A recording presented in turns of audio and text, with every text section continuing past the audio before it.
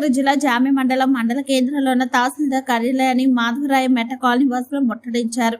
కాలనీకి సమీపంలో ఉన్న కపిల్ కాంక్రీట్ క్రషర్ తొలగించాలంటూ కార్యాలయం ముందు ఆందోళన వ్యక్తం చేశారు.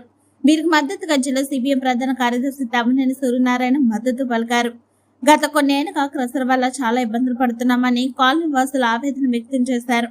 వివిధ రోగాల బారిన పడుతున్నామని కాలనీ వాసులు తమ ఆవేదన వ్యక్తపరిచారు. ఎన్నిసార్లు ప్రభుత్వ అధికారులకు తమ గోడుని తెలియపరిచినా పట్టించుకోవడం లేదని తీవ్ర అసహనం వ్యక్తం చేశారు. ఇప్పటికైనా ఉన్నతాధికారులు జోక్యం చేసుకుని వేరే ప్రాంతానికి క్రషర్ తరలించాలని కోరారు. సిపిఎం ప్రధాన కార్యదర్శి తమ్మినేని సూర్యనారాయణ మాట్లాడుతూ ఈ సమస్య చాలా ఏళ్లుగా ఉందని, ఎన్నిసార్లు యాజమాన్య దృష్టికి తీసుకెళ్లినప్పటికీ వారు పట్టించుకోవడం లేదని, ఈ క్రషర్ వలన గ్రామంలో ఇప్పటికీ 9 మంది మరణించారని, మరికొంతమంది కిడ్నీ వ్యాధితో బాధపడుతున్నారని అన్నారు.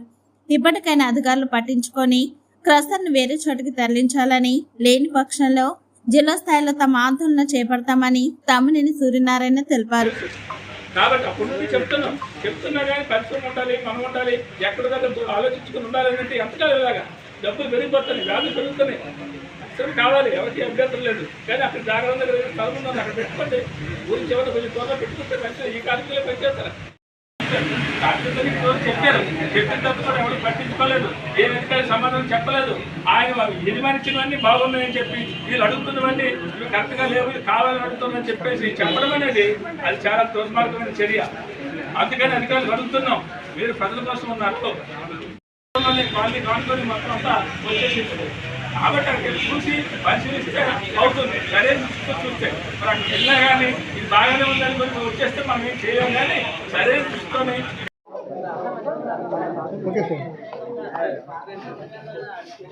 జామ్ మండలం మాధవరావు మెట్ట దగ్గర భారీలు క్రషర్లు చాలా ఎక్కువ ఉన్నాయి. అక్కడ కార్మికులకి అందరికీ పేదలకి ప్రభుత్వమే కాలనీ కూడా అక్కడే ఇచ్చింది. మరి కాలనీ ఇచ్చిన దగ్గర నుండి నేటి వరకు ఒక 5-6 సంవత్సరాలు కొంత పర్వాలేదు అనిపించింది. కానీ అక్కడ నుండి ఇక జబ్బులు, జ్వరాలు, వ్యాధులు రకరకాలు వ్యాపించడం, అక్కడ క్రషర్ల శబ్దానికి ఆ ఇల్లు ఒకప్పుడు పగులు రావడం, పడిపోతేనే భయభ్రాంతులు కూడా జరిగాయి. ఒక 20 ఏళ్ల కిందట దాని మీద కూడా మేము సిపిఎం పార్టీగా ఆందోళన ఆ రోజు చేసాం, ఆ రోజు చెప్పాం. తర్వాత దానికి జాగ్రత్త తీసుకుంటామని, పొల్యూషన్ కంట్రోల్ దాన్ని అన్నీ కంట్రోల్ చేస్తారని, దానికి సంబంధించిన అన్నీ పెడతామని ఆ రోజు చెప్పారు.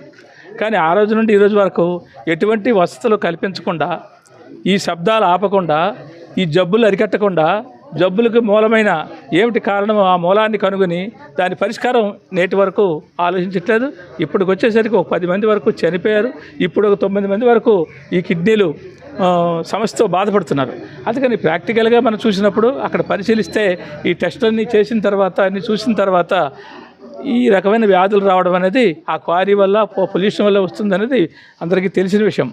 దీనిపైన అక్కడున్న ప్రముఖులు, అలాగే న్యాయవాది, అక్కడున్న నాయకులు, అలాగే వాళ్ళ బాగోగులు కోరే ఆ కార్మికుల్లో ఉన్న నాగరాజు, వీళ్ళంతా కూడా చాలా కాలంగా ఈ కాగితాలు పెట్టడం, లోకాయుక్తకి వెళ్ళడం, అధికారులు చెప్పడం, కలెక్టర్ చెప్పడం, తహసీల్దార్కి చెప్పడం, ఎంతమందికి ఎన్ని రకాలుగా చెప్పినా చెప్పింది వింటున్నారు. చెవిటి వారి ముందు శంఖం వదినట్లే చెప్పింది వినేసి కాగితాలు పక్కన పడేస్తున్నారు. ఎంత దుర్మార్గం అంటే రోజుకి 40 టన్నులు అక్కడ ఆడమని చెప్పేసి అధికారులు చెప్తే రోజుకి 150 టన్నుల పైన వాడుతున్నారు.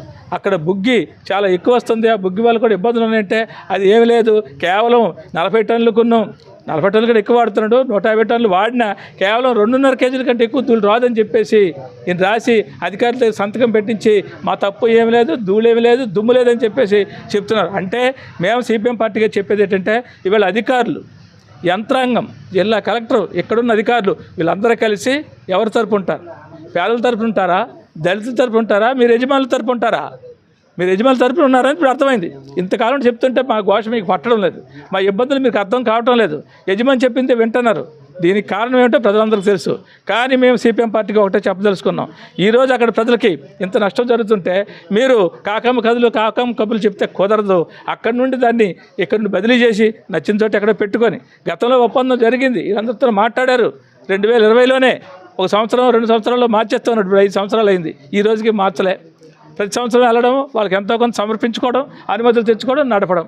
కాబట్టి ఈవేళ పోలీసు కావచ్చు, ఇతర ప్రభుత్వ యంత్రాంగాలు కావచ్చు, వీళ్ళందరూ కూడా ఎవరి కోసం? వీళ్ళందరూ ప్రజల కోసం. కానీ ప్రజల తరపున లేరు, యజమాని తరపున వీళ్ళందరూ ఉన్నారు.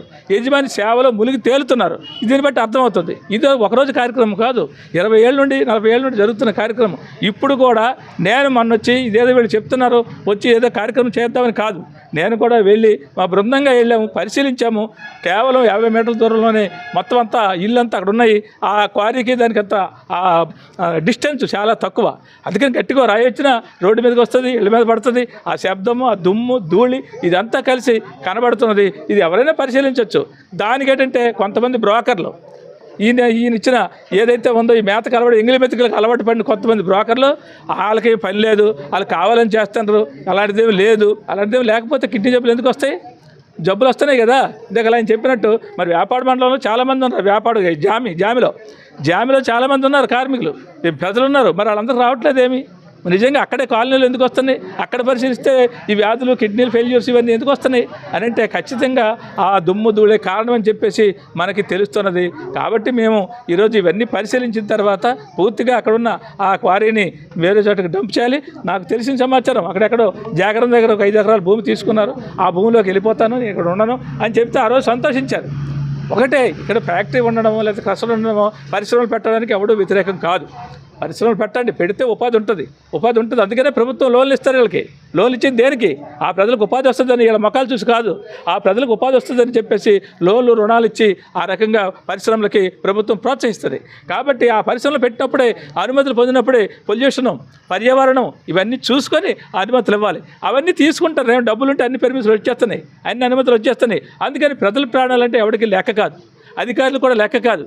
వాళ్ళు ప్రజలు ఇచ్చిన జీతంతో బతుకుతున్నప్పటికీ వాడిచ్చిన రూపాయి ఘనమైందిగా, విలువైందిగా చూస్తున్నారు తప్ప ప్రజల ప్రాణాలతో ఎవరు ఆలోచించడం లేదనేది ఇక్కడ ఈ క్వారీ విషయం చూస్తే అర్థమవుతుంది. అందుకని మేము ఈ పోరాటాన్ని కొనసాగించాలనుకున్నాం. ఇక్కడున్న తహసీల్దార్ గారు మరి అధికారులందరినీ సంప్రదించి తీసుకొచ్చి వెంటనే తక్షణమే ఆ అనుమతులు రద్దు చేసి ఇక్కడ నుండి క్వారీని వేరే చోటకి డంప్ చేసే విధంగా చర్యలు తీసుకోవాలి. తీసుకోకపోతే మొత్తం ఇది ఇక్కడితో నాగదు.